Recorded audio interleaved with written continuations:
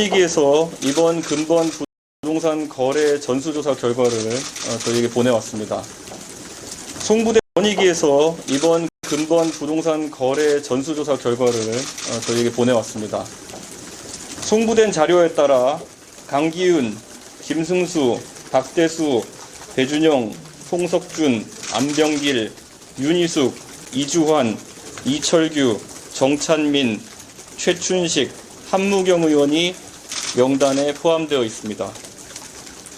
최고위원회의는 오늘 8시부터 7시간의 장시간 논의 끝에 모두의 뜻을 모아 만장일치로 결정합니다. 먼저 안병길, 윤희숙, 송석준 의원은 해당 부동산이 본인 소유도 아니고 본인이 행위에 개입한 바가 전혀 없는 것으로 판단되었습니다. 김승수, 박대수, 배준영 의원의 경우 토지의 취득 경위가 소명되었고 이미 매각되었거나 즉각 처분 의사를 밝혔습니다. 강기훈, 이주환, 이철규, 정찬민, 최춘식, 한무경 의원의 경우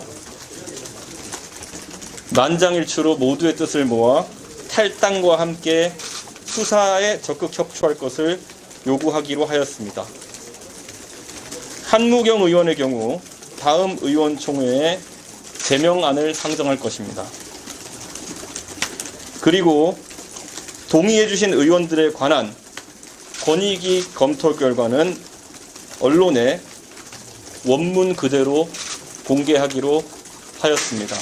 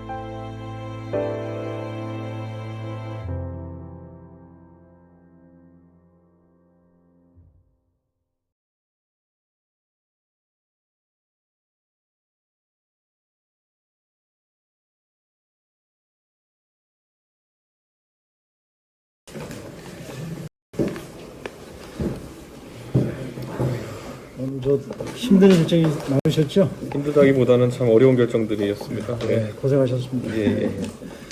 어려운 가운데도 이렇게 귀한 시간 내주시고 국민의힘이 언론 자유를 위해서 예. 함께해 주시고 예. 또 대선 주자들도 한 마음으로 해주셔서 감사합니다. 제가 이 언론중재법 이야기가 최근에 이슈화되기 전에도 제가 당내 모두 발언 그 회의에서 하면서 당신들이 어떻게 이런 걸 밀어붙이면서 노무현 정신을 이야기하느냐라고 제가 지적했더니만은 그게 아마 민주당이 제일 아파하던 지점이었던 것 같습니다. 어쨌든 다양성이라든지 이런 것을 최대한 추구하려고 했던 그런 노무현 대통령의 모습과 다른 모습을 보여주면서 사실 언론관이라는 것은 최대한 자유와 그리고 이런 공정한 바탕으로 해야 되는데 민주당이 돈이나 아니면 징벌적 배상으로 펜을 꺾을 수 있다고 생각했던 것이 얼마나 무모한 것인지를 국민들에게 저희가 같이 협력해서 투쟁해서 보여줘야 된다. 저는 이렇게 생각합니다. 네. 감사합니다. 저희가 이번 언론중재법은 네. 기본적으로 이 땅의 자유로운 취재와 보도를 제한한 것으로 규정을 합니다. 네.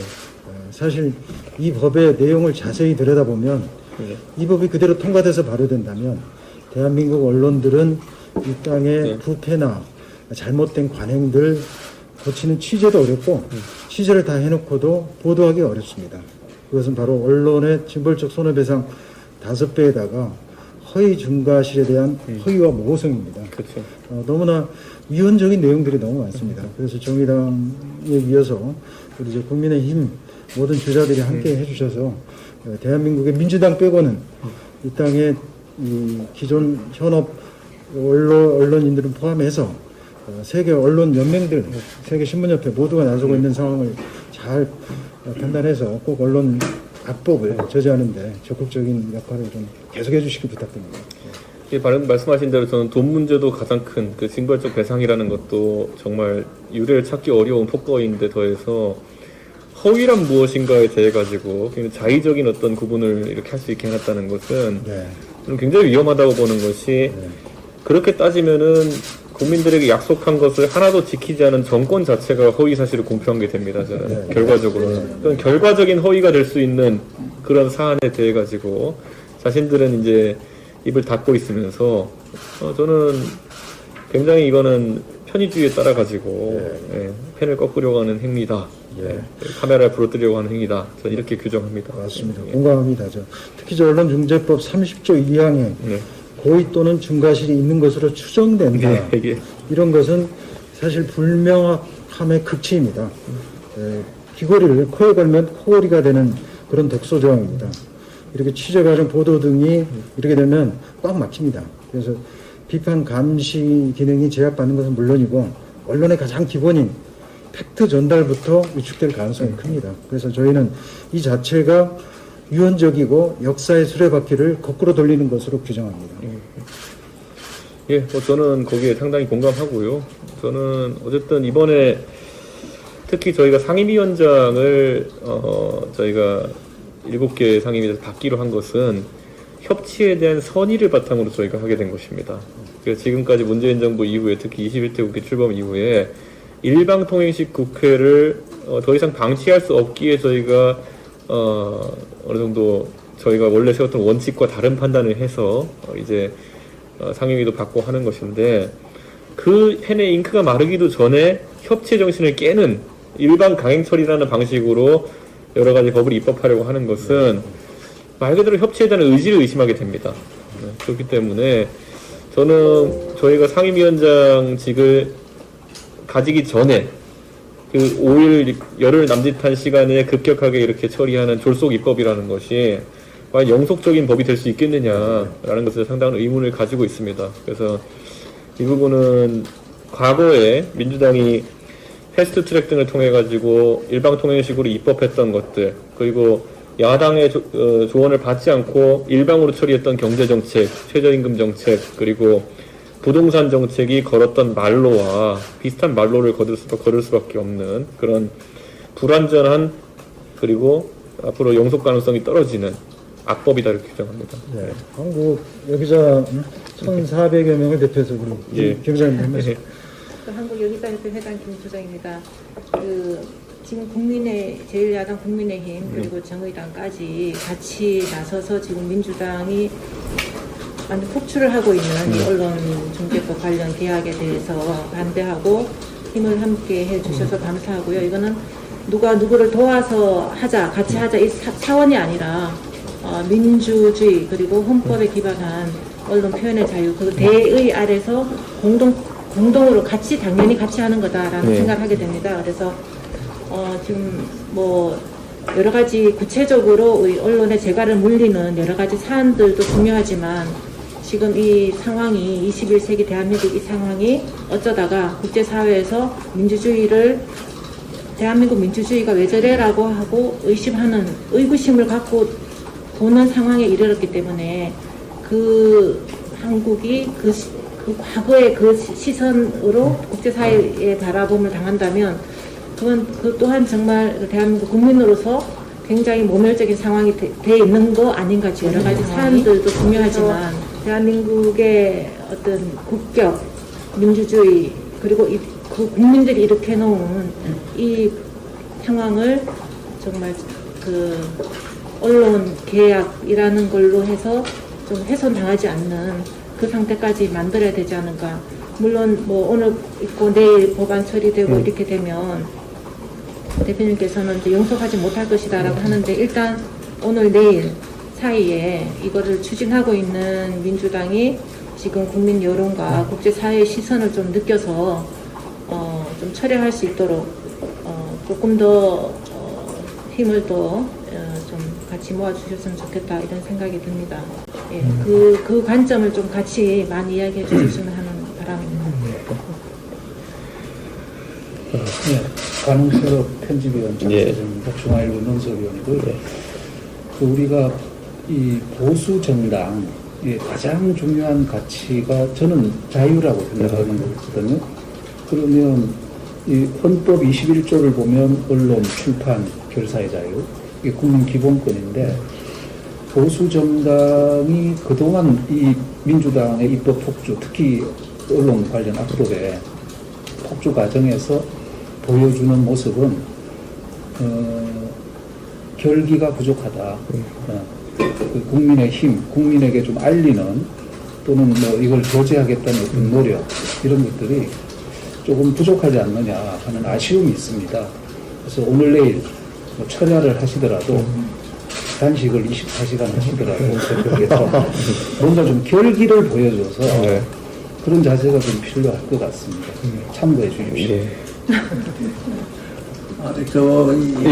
그러니까 이준석 당 대표께서 국민의힘에 당 운을 걸고 이거를 어떻든 막아주길 바랍니다.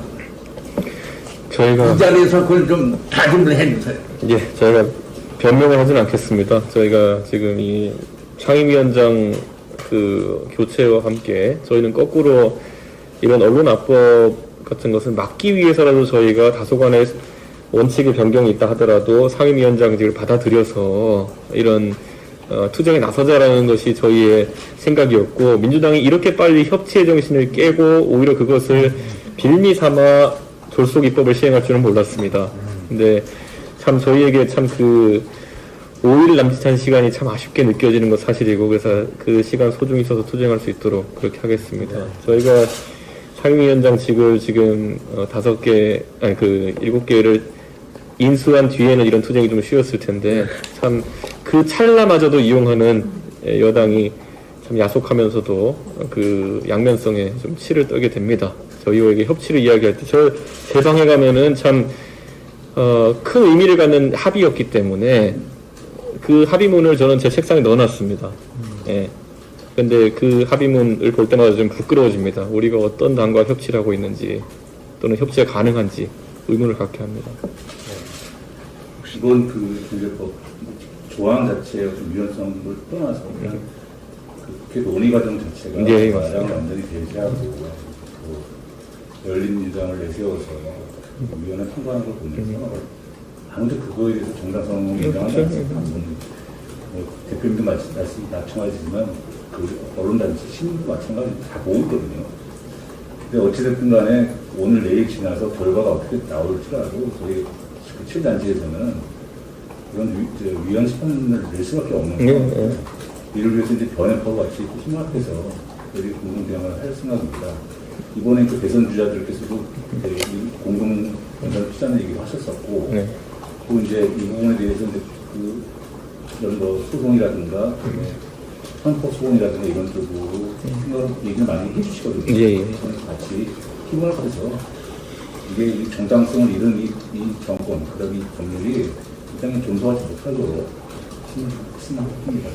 저희가 뭐 정파적인 이야기를 해서 죄송합니다만 저희가 의석이 워낙 적기 때문에 꼭 대통령 선거에서도 일부 후보가 이것을 공약화한다는 것을 제가 들었습니다. 그래서 대통령 선거 공약으로도 이런 것들이 포함되어서 언론의 자유를 찾을 수 있는데 좀 보탬이 될 수 있으면 좋겠다 이런 생각을 하고, 저는 기본적으로 국민들이 초기에 이 언론 중재법 개정안이라고 표현된 것에 들어있는 독소 조항들을 잘 알아채지 못하시다가 최근 며칠간 저희 야당과 또 언론계 적극적인 노력으로 조금씩 알아가고 계시다 이런 생각을 하고, 특히 소위 여당이 입법 취지로 이야기하는 허위 뉴스 또는 가짜 뉴스에 대한 피해를 가지고 본다면은 지금 여당이 더 주력해야 될 것은 어떤 레거시 미디어에서 이런 문제가 아니라 본인들의 뜻에 맞춰가지고 방송하는 유튜버들이라든지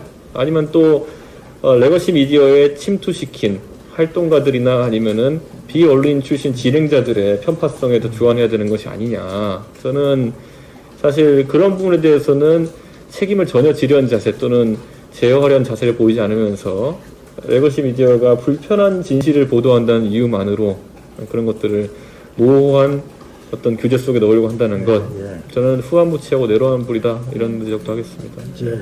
감사합니다. 혹시 더 말씀하시나요? 이 문제는 뭐 보수 진보를 떠난 문제라고.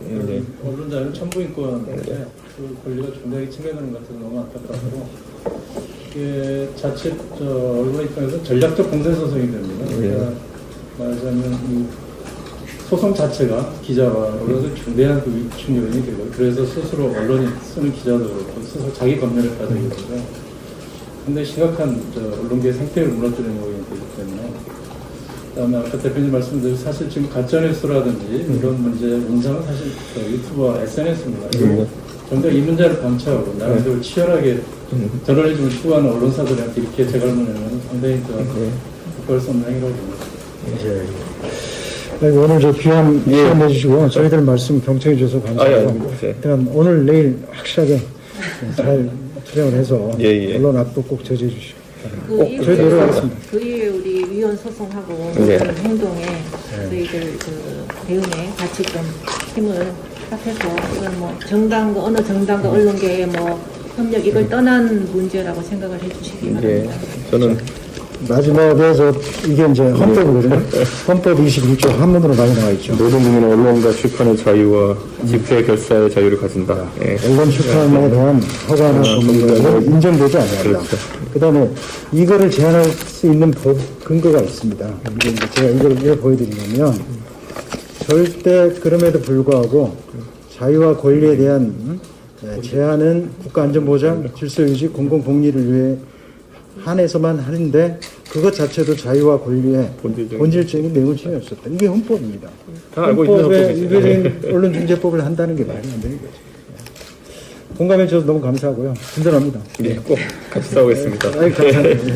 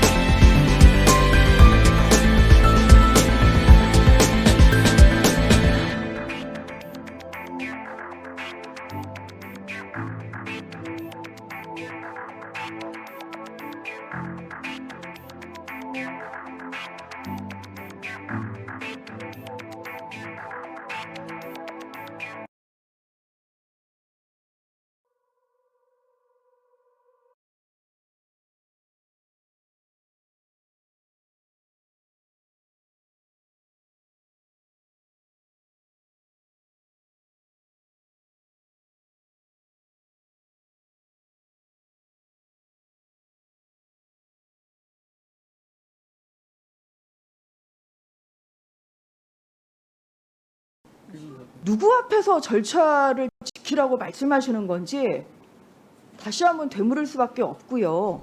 의원님 발언에는 좀 유감을 표시하지 않을 수가 없습니다. 일단 국회법 이 오늘 올라온 그 법안 그리고 지난주에 그 문체위에서 날치기 통과된 언론중재법 이것은 국회법을 명백히 위반한 상태입니다. 그래서 국회법을 민주당이 위반을 한 상태에서 뭐 방역수칙을 운운하고 지금 뭐 이런 것은 오히려 좀 어불성설이라는 말씀을 드리지 않을 수가 없습니다. 언론중재법 그리고 교육위를 날치기 통과한 이 교육 관련 법안들 그리고 또한 환노위를 날치기 통과한 이 기후위기 대응법 안건조정위원회 절차를 보면 민주당이 안건조정위원회 취지 명백히 어기고 있습니다. 저기 앉아 계신 박범계 장관님이 원내 부대표 시절에 안건조정위원회의 취지는 다수당의 여당의 날치기 통과를 막기 위한 것이다. 이렇게 말씀하신 바가 있습니다. 그게 맞습니다. 안건조정위원회라는 것은. 그런데 어떻게 됐습니까? 그래서 3대3 동수로 여야가 위원을 구성하게 돼 있습니다. 그런데 무늬만 야당인 의원님들을 다 환노위, 문체위 그리고 교육위에 다 배치를 해서 사실상 4대2 구조를 만들었습니다. 그것이 바로 안건조정위원회의 취지를 일단은 위반한 것입니다. 그리고 심사기간은 원칙적으로 안건조정위원회 심사기간은 원칙적으로 90일입니다. 다만 그 이하로 할 때는 간사와 합의해서 결정하게 되어 있다고 분명히 국회법에 명시되어 있습니다. 그런데 새 상임위, 문체위, 그리고 환노위, 교육위에서 이러한 길 지정에 대한 합의가 전혀 없었습니다. 심지어 그날 열어가지고 그날 끝낸 경우가 모두 다, 세 건 모두 다 안건조정위가 아니라 안건조정이라는 것은 안건을 조정하고 심사하는 것인데 국민의힘 의원들이 불참한 가운데서 일사천리로 그렇게 진행됐습니다. 문체위에서는 그날 임시 사회권을 가진 이달곤 의원님이 정회를 이용해서 사회권을 박탈당하고 민주당과 그리고 민주당을 비롯한 4명의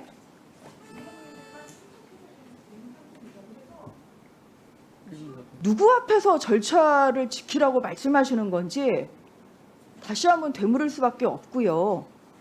왜 국민의힘 의원들이 그날 문체위에 와서 이렇게 피켓을 들고 항의를 했겠습니까? 저희가 할 수 있는 방법이 없습니다. 그게 우리 국민의힘을 위해서 그렇게 하는 것이겠습니까? 당연히 그것은 국민을 대신해서 국민의힘 의원들이 이런 다수당의 횡포에 강력히 항의하는 것입니다. 그렇기 때문에 아까 말씀하신 오늘은 그런 일이 일어나서는 안 된다. 그 말씀을 하시기 전에 이 법안이 여야 간의 협의와 타협으로 이루어질 수 있는 이러한 기회가 돼야 되는 것이고 그런 차원에서라도 그 위원장 대행께 안건조정위원회를 날치기 통과한 이 법안들은 오늘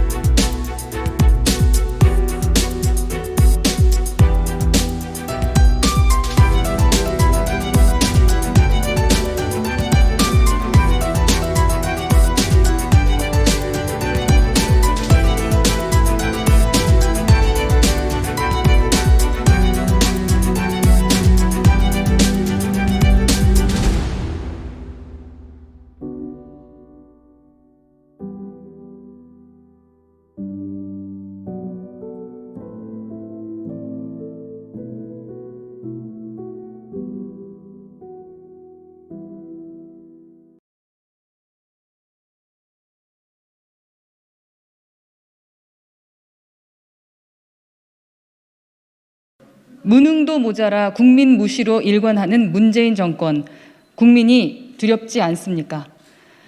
국민들은 주요 현안들에 대한 청와대의 속 시원한 대답을 혹시나 기대했지만 역시나 돌아온 것은 무능한 모르쇠와 노골적인 의회 무시였습니다. 무엇보다 언론 장악법에 대한 대통령의 입장을 요구하는 목소리가 쇄도하는 가운데도 태연히 해석은 자유로이 하시라는 청와대 비서실장에게서는 무성의와 무책임을 넘어 그럴 거면 왜 그 자리에 앉아 있는가 하는 말이 절로 나옵니다. 국민들은 코로나19, 언론 장악법, 부동산 정책, 안보 등에 대해 대체 이 정권이 어떠한 계획을 갖고 어떻게 대응할 것인지 궁금할 수밖에 없습니다. 국회는 국민을 대신해 그러한 궁금증을 풀어주는 역할을 하는 곳인데 청와대 비서실장이 마음대로 하라는 식의 답변을 하는 것은 국민들을 향해 해석은 자유로이 하시라는 것과 다름이 없으며 의회 무시를 넘어 국민을 무시한 것입니다. 부동산 가격 폭등이 우리나라만의 일이 아니다 라며 국민을 공분케 했던 이호승 정책실장은 송구하다며 한 발 물러섰지만 정작 이번에는 유영민 비서실장이 어느 정권의 탓이라기보다는 오랫동안 가져온 문제라며 또다시 남 탓을 반복했습니다. 코로나19 극복을 위한 방안을 듣고자 했지만 책임자인 김호란 방역기획관은 출석조차 않은 채 그저 열심히 하고 있다라는 전언만을 들었습니다. 이렇게나 국민과 의회를 무시하는 정권이 있었습니까? 불편한 답변에는 침묵과 모르쇠로 일관하며 무능, 무책임, 무성의만을 보여준 어제의 업무 보고에서 이 정권이 얼마나 오만한지를 다시 한번 깨달을 뿐입니다. 숱한 정책 실패와 무능도 모자라 끝까지 국민을 무시하는 이 정권, 오직 국민들의 심판만이 기다리고 있을 뿐입니다.